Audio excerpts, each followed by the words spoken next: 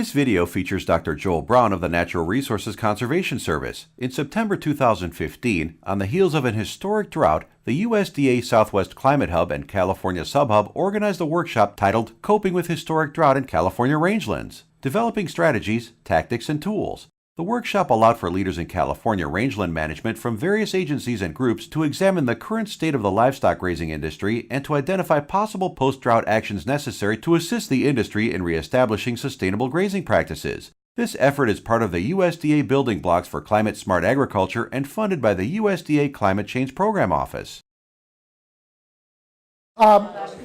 Just quickly, I want to go over the USDA Climate Change Mitigation Strategy and let you know what's going on in that part of it for a couple of reasons. Number one, the department wants some feedback on this pretty quickly, and we're under a pretty short time frame, and this is a big role of the hubs. Originally it wasn't. Originally the idea behind the hubs was adaptation, and this sort of came into it and got folded into the hub goals and what they were being expected to do. So I want to talk about the climate change mitigation strategy for USDA. Like I said, we're on a pretty short time frame. So back in April, the Secretary announced in response to a White House initiative that we were going to come up with these building blocks for climate-smart agriculture and forestry. And the goal in general was assist farmers, ranchers, and forest landowners by developing 10 building blocks that span a range of technologies, practices to reduce greenhouse gas emissions, increase carbon storage, and generate clean, renewable energy. So we sort of started out on an adaptation track, and then all of a sudden we made a jump over to a mitigation track. And part of our problem in the department is we've not been very good at separating these from an analytical standpoint. The characteristics of the program are voluntary and incentive-based. They're focused on multiple economic and environmental benefits, meet the needs of producers. They're cooperative and focused on building partnerships. And a big goal is to develop technologies to assess progress and measure success. We don't have a way to do the last one. And everything that we've come up with so far, from national inventories all the way down to individual farms and ranches, is insufficient to meet these goals. Because this number right here is not very big. Second.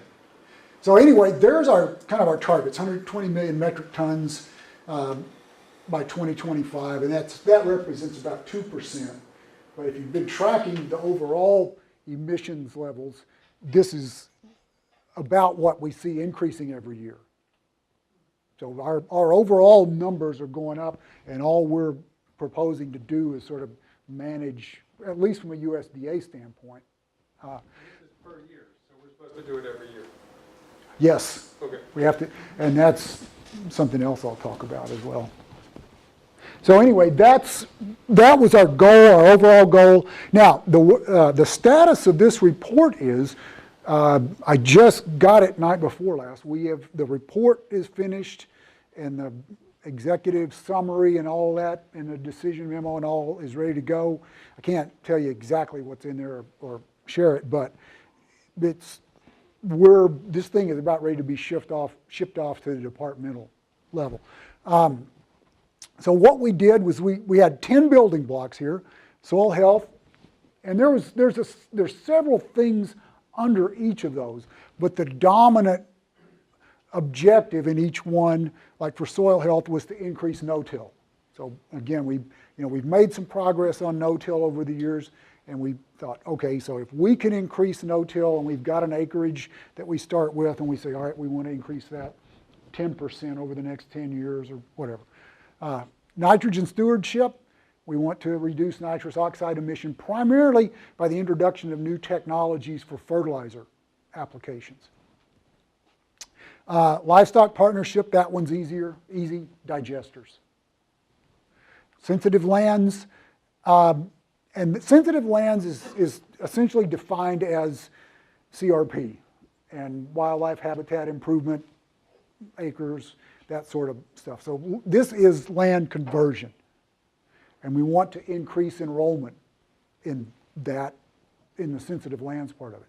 The problem with the CRP work is that starting in 1985, we had as much as 36 million acres enrolled in CRP, and that was converting marginal cropland or highly erodible land back to perennial cover. And that was a very effective way to sequester carbon. Well, a lot of that's been coming out because the funding's been dropping off, the price of corn's relatively high. A lot of that land's being broken out again, so we're losing a lot of carbon from the land that's coming out of those programs. But we want to try to increase enrollment in that, and that goes, legislatively, we've got to do some things to increase enrollment. Grazing lands, we've really only got one tool on grazing lands, and that's grazing management. Private forest land is easements and management, so signing up forest to stay forest, not be converted, and also some management, but by and large it's almost exclusively easements. On federal forest land, they're focusing on reforestation in particular areas that have burned or been harvested. This one's promoting wood products, so the federal government has a lot of projects and a lot of programs where we actually pay for building new buildings. So what they want to do is promote the wood part of those building projects. Urban forests, this is potentially a very big one, as they want to increase the amount of urban forest conversion or urban reforestation. And then finally, energy generation was also a big one, and that's developing renewable energy projects. And it's got some connection to the livestock partnership with digesters, but also solar panels, windmills, that sort of stuff. So altogether, that group of 10 priorities is where and these practices. And so for each of these 10 building blocks, we've actually gone through what we've done over the last 20 years with our programs and said, we've done this many acres of this many digesters. Well, we want to see this number increase and so forth. So that now has gone up to the departmental level, and it will come back down to the agencies, and the agencies are supposed to say, how are you going to accomplish this one? And the energy generation is on farm. It's just the on Yes, farm. yeah. And so, of course, Forest Service, federal lands, that really doesn't apply. Unless it's for office. Right. Your own office. Yeah. And that's another part of the problem, Cece, is that all we looked at here was our programs. And I'll show you on grazing lands what that particular problem, or how that creates a problem for us, is over the past 10 years, we've averaged reporting 16 million acres of prescribed or proper grazing on rangelands and pasture lands. There's 440 million acres of grazing land. Now, do we ignore all the rest of that 440 million acres and take that 16 million acres and say, okay, we're going to increase this every year and ignore the rest of it? So we've got to come up with kind of two different tracks. Number one, we need to increase the activity within our programs to sequester more carbon. But we also, at the same time, we have to develop some way to measure what's going on all the land. Because it doesn't really help to focus our attention on that 16, 20 million acres if that only represents 3 or 4% of the total land base that we're not tracking. So we've got to come up with a way to measure what's happening to the total land base, and we've got to come up with some ways to advance our programs to accomplish these objectives. So this one may be of interest here in California. When I put this together. I said, you don't want to know. We need to continue to look at this from a conservation field trial standpoint. Yeah, so that was the part I put in rather than say, we're going to have a goal of so many acres. We're going to do a conservation field trial on this and see how this works. And then the other one here is forage and biomass planting, but I mean, that number was so low to begin with that it's going to be very difficult for us to track whether we are increasing that or not. And again, that goes back to, that's essentially CRP. The only difference is these practices are defined as practices where we've got mostly either degraded rangeland or sort of degraded pasture, and we revitalize it with species additions or something like that, but we're doing so little of that Well, it's going to be hard to track, much less figure out what the impact is. for California, we've done less of the, I say forage and biomass planting is pasture planting. We've done less of that because of the drought. People don't have the those used to be where we would use surface water, a lot of time from district water, and it's limited. So that's why I see less here in California in the last few years. One thing, Joel, I want to kind of check in with you on when it comes to, I know, we're reviewing building blocks and, it's kind of a setting for the overall rangeland vulnerability assessment, but I know it's easy to get caught up in the fact that we really don't know a damn thing when it comes to quantification of these things, but we can't always reboot the fact that we still know good things. We know what's going to build the soil, right? We know what's going to, that if we're building soil organic carbon, that we're heading in the right direction. We know what practices will get us there. So I didn't want to get, I guess part of me, I get caught up in this thing of, well, we really don't know a damn thing about the overall results and what's 2% of who knows what. But to me, it's always good to take a step back and say we do know a lot of the good things that Exactly. need to be done. And we shouldn't let the lack of being able to quantify those things keep us from doing.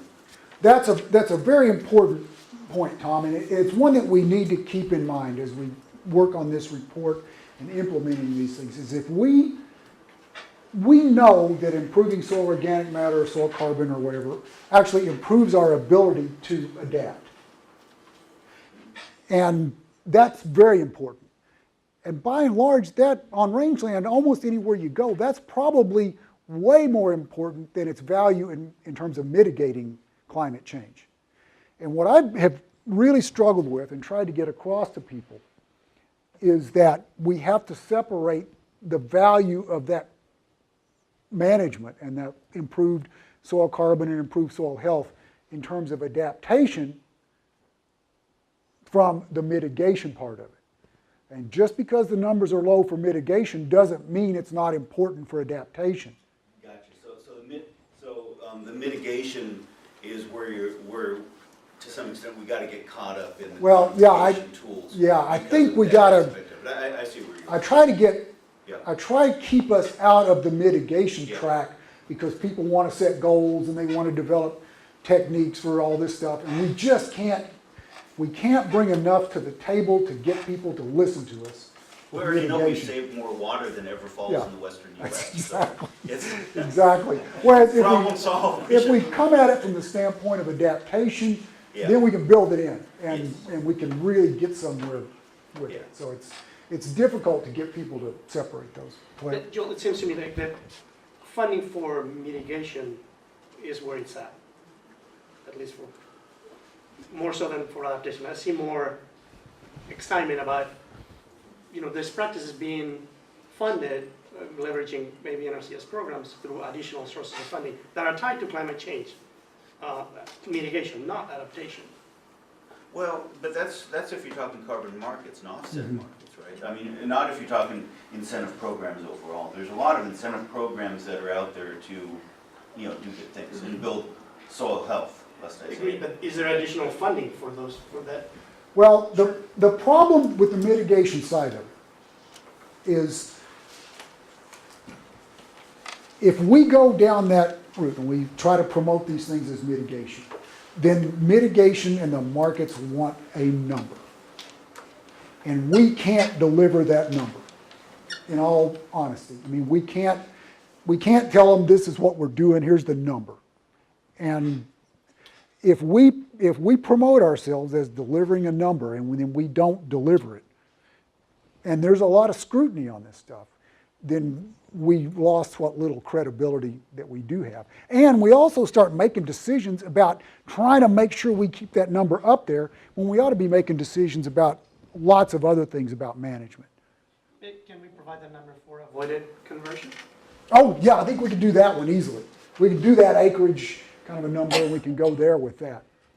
And that avoided emissions, again, is like we avoided them, and we don't, with sequestration, we have to go back out there every year and say, all right, it's still there, or it fluxed back up into the atmosphere or whatever. So we have to keep, it's like putting it in the bank. We have to keep going back and making sure it's still there. A good example, Joel, is that the compost on rangeland that you're talking about there. And I like John Wick, and he and I have a lot of really good conversations, but I tell him, John, I don't, I'm not in this to try to argue whether or not we're going to spike some ecosystem to sequester carbon for the next 30 years. We can find soils that will benefit, that are degraded rangeland soils from application of this material, and that's going to be our job in those field trials, is to really make sure that we're identifying those, and we know we're going to be doing the right thing, and it's heading in the right direction. The models will just keep getting better and trying to, they'll either prove us right or wrong. Well, we're going to be wrong one way or another. But it'll either be too high or too low. I mean, we know it's not going to be right. But if we focus on doing what we know is the right thing, then we're heading in the right direction. I think that goes back to Jamie's rant this morning. Is we know how to adapt to a lot of this stuff. We know what to do, and we just need to do what we already know how to do instead of trying to go off in another direction that we're unsure of. Dick? Two questions. Did you do an emissions inventory for each of these sectors to know what the baseline was? If you're setting a target. No, we didn't. I mean, we've sort of done a rough one on that one, and this goes back to the discussion earlier. Our baseline is more about acres than about tons. And my original comment on the thing was, okay, all we got to do is find the acreage in the United States where we know it's going to rain for the next 10 years. Let's go there. Yeah, it strikes me. I mean, the carbon markets is a pretty small, constrained pathway for. Was the spirit of this more for quantifying public benefits for public funding, or was it? I mean, I assume it wasn't going. You can't use federal lands for offset projects anyway, so it probably wasn't that vain. Oh, you know what? They tried it. Oh yeah.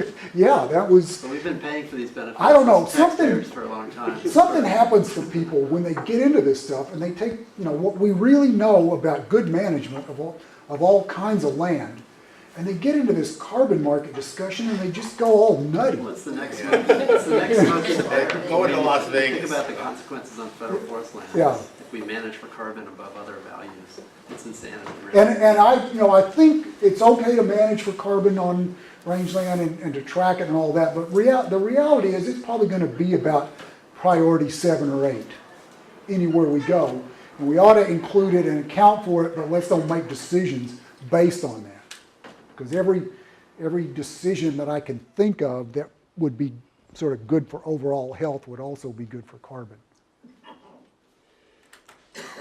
Okay, any other questions on that? Like I said, this will be on the newsstands before you know it, I suspect, and I'm sure there'll be headlines and the New York Times. It'll probably knock your book off of the #1 bestseller list. But that's the one for pasture lands. Can you go back to I think it's the first slide where the building blocks are listed, and this is a national strategy, right? Any potential for instance, I can think that for rangeland in California, that easement and avoided conversion would be a priority over grazing. Yeah, Well, it's, see, that Or any was kind of- another- Or any kind of management. was another problem that we had, was we said, here's these 10 building blocks. And we said, well, who came up with those? Because you've got some that are sort of like process-oriented and some that are use-oriented, and they lumped pastures in with rangeland, and they got forest, and then, you know, this, it's all over the place in terms of the building blocks. So we spent a lot of time making sure we didn't do double accounting and which thing are we gonna put where? Because we do a lot of, on tame pastures, especially irrigated and fertilized pastures, we do a lot of nutrient management, but it kind of wound up being up here in that nutrient management part of it, so. So there's no, any chances of regionalizing the priorities? Let's say, for grazing lands? The next phase of this initiative is once this goes through, we submit this report back to the secretary's office, and they'll accept it and so forth. And then if it does come back, if it's okay, then we'll actually start regionalizing it and picking out the places where we do it. So that'll be, in rangelands especially, that'll be the next objective, is to say, where are we gonna put these emphases?